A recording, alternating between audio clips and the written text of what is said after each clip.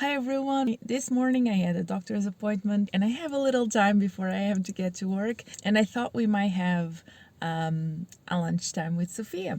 I didn't know how long I would take or even if I would have time to have lunch, so I didn't have any plan for lunch. I decided to go through Lidl and just get a wrap. This is a hummus and falafel wrap. This is kind of a treat for me because I can't have chickpeas all that much. I wanted to talk to you about something that I think it's kind of controversial. I see a lot of people seem to be a little bit afraid of getting backlash for talking about it. Since I am so public about it, I think I should talk about it, which is pets. Actually, more like cats, because dogs, you know, when you have cats, and cats are obviously carnivore, you cannot feed them a vegetarian diet whatsoever, at least for now. Why do I have so many cats when I know they can't be fed vegan or even vegetarian? First of all, I am the only vegetarian in the family. Everyone else eats meat, so they probably have no problem with it. I don't think they have any problem with that. If I couldn't live with cats, I couldn't probably live with my family. Actually, there's a choice. You can't actually choose having a family, but there's nothing I can do about my family, but I could choose not to have cats. So let me tell you about my cats, and that's the only way I can think of. I can explain to you why I'm okay with having cats, even though they're not vegetarian. Our oldest cat is called Nicolaj. Nicolaj is the only cat that was born in our house. I was there with his mommy when he was born. We're actually very close to his birthday, which is late April. He had some brothers and sisters that we managed to get safely to other families. Nicolaj is going to be around 13 to 14 years this April. To understand why we actually have a cat being born in our house, we have to know the story of his mother. His mother was called Jambalaya. She was the cutest cat ever. Now, she was not a baby when she came to live with us. She was probably 1 year old, maybe more. She probably got lost or someone abandoned her, and she decided she was going to live in our house. She would jump to the windows and just sleep in my bed. And she was actually, I think, pregnant at the time. Really, we didn't kind of knew immediately. After she had the babies, we took her to the veterinary and she was neutered. And she lived with us for not a long time. She was killed, I believe, by hunters. I'm not sure how it is where you live, but where I live, hunters sometimes shoot cats because cats eat rabbits and they want to kill the rabbits, so they kill the cats. I don't know. It was hunting season and she disappeared. She was so missed. We loved her so much.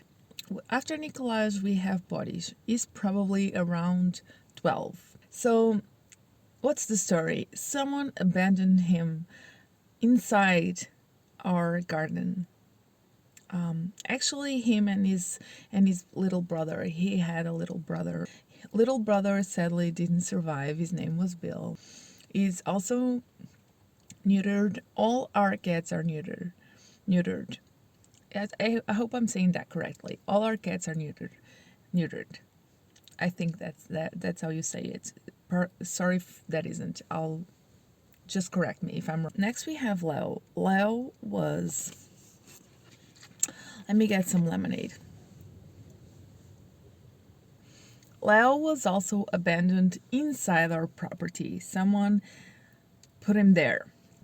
He was very scared and very little and very nervous. He always has been. He's always so anxious. And he was like so small.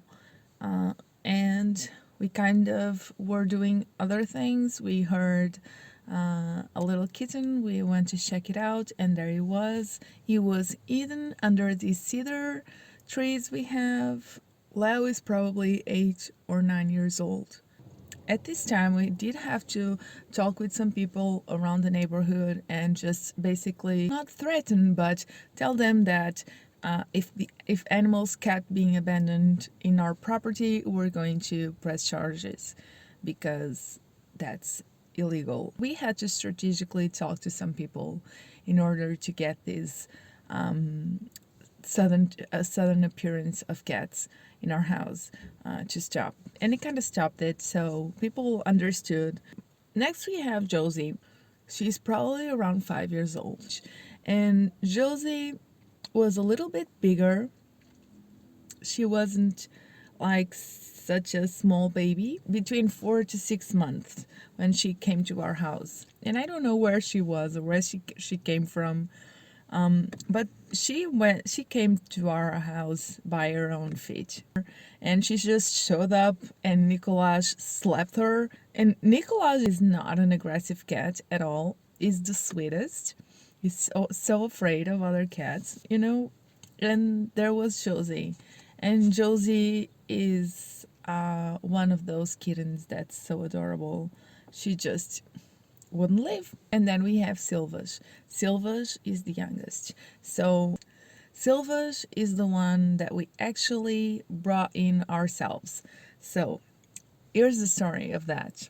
So my mother likes to go for a walk in the neighborhood. So she heard what she thought was a little kitten in the middle of a thick brambles. I don't know, thick brambles. You know, the pointy plants that scratch you. So Silvage was in the middle of a big bush of, you know, the pointy scratchy plants.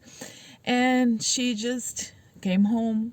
She ignored it and came home. But she couldn't stop thinking about it. At that point, she tells my father. My father says, well, you are not going to stop thinking about it. Let's go and check it out. My father goes into the brambles and retrieves the little kitten. He was so tiny. He was born that day for sure. You know, I had a doctor's appointment and I'm having just generally a rough week, so I just got myself a little treat. Don't tell anyone. I have to go to work, so I'll have to finish this video another time, so we'll get there. Hi there, so where was I?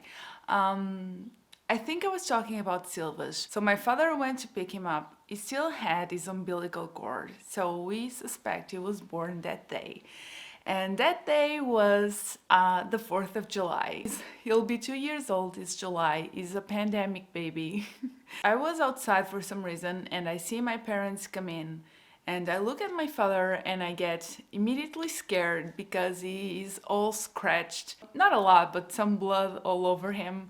And I was very scared. And then I look to my mother and she has this little baby. It was at that stage where he needed someone to be up like 3 hours in the middle of the night to feed him. We had to clean him and feed him. And now he's a big boy, he's very spoiled, but he is precious, so we don't really mind.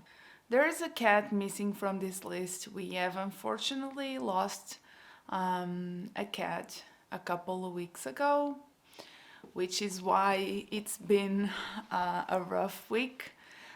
He also showed up here as an adult because he just decided he was going to live with us. But I really don't feel like talking about it all that much right now. So here's the thing: most cats we had before I was even vegetarian, and excluding Silvage, and he is actually the only one we brought in. We didn't kind of willfully adopted any other cat.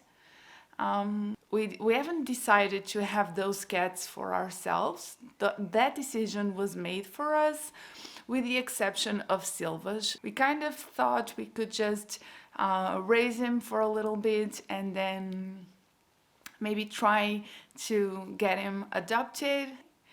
Turns out when you wake up at 3 in the morning to feed a cat for a long time, it's not that easy to give him away. Would I choose to have cats if I had that chance to choose? Probably not. And here's the thing, obviously, because other animals have to die in order for them to be fed. And also, it is such an enormous pain to lose an animal you love and you've invested so many years of your life, or even a little time of your life, but you invested a lot. So that's very hard. But also, having cats is just so intrinsic to the person I am, to my personality, to my identity, that I don't know if I could live without a cat. So I say this, I ideally would rather not have any pets of any kind, but also these little furry fellas just have brought me the most happiness and the most love. I'm being honest, as much as that could cause me some cognitive dissonance and some suffering, I still don't think I could live without cats. It's just very, it's just a very important part of who I am. So you can tell me I'll never be a perfect vegetarian or a perfect vegan, and we will be talking about that soon. So because when the studio is somewhat ready to film, I'm going to put out the Q&A I've been promising you for such a long time. And we'll be talking about that for sure. But sometimes we just have to accept we are not perfect, we make mistakes, and we have flaws. As many vegans would see it, this is a flaw, and I'll accept it. Because they are just too cute and cuddly and loving, and I can't. So let's just avoid me sitting here telling you how cute every cat in the world actually is. And so just thank you to my Patreons. You guys are the best, truly.